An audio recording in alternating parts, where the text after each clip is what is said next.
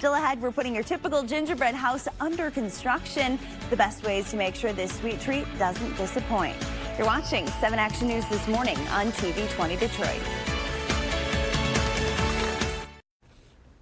Gingerbread house is one of many holiday traditions that adults and kids love to take part in.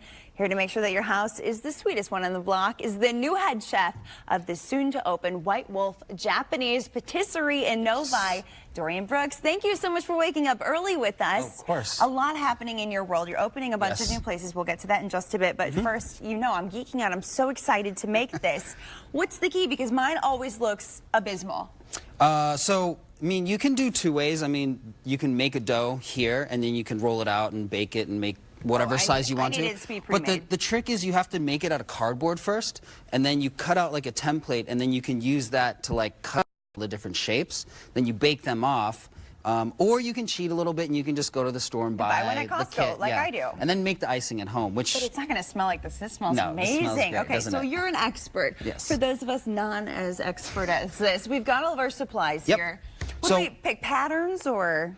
Well, what I would like to do, I can show you guys how to make the royal icing to start off with. Please do. And then we can just kind of, and then I'll let you play around a little bit. Sounds good. So what we start with, we have a mixing bowl here. Okay. These are egg whites. So about 3 egg whites is what we put in here.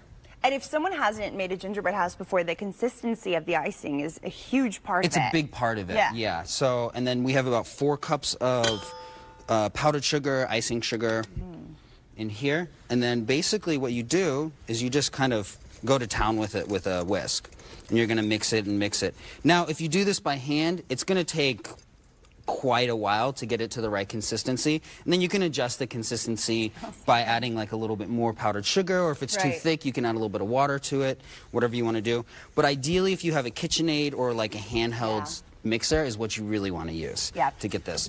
Now you'll see it starting to come together a little bit, but through the magic of television we have this. Done. Here you go.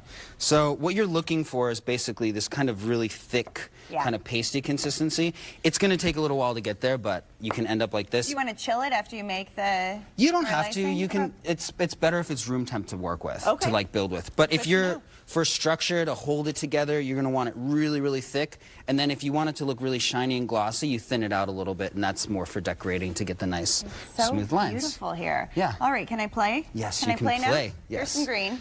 Okay, let me cut the tip off of that there. All right.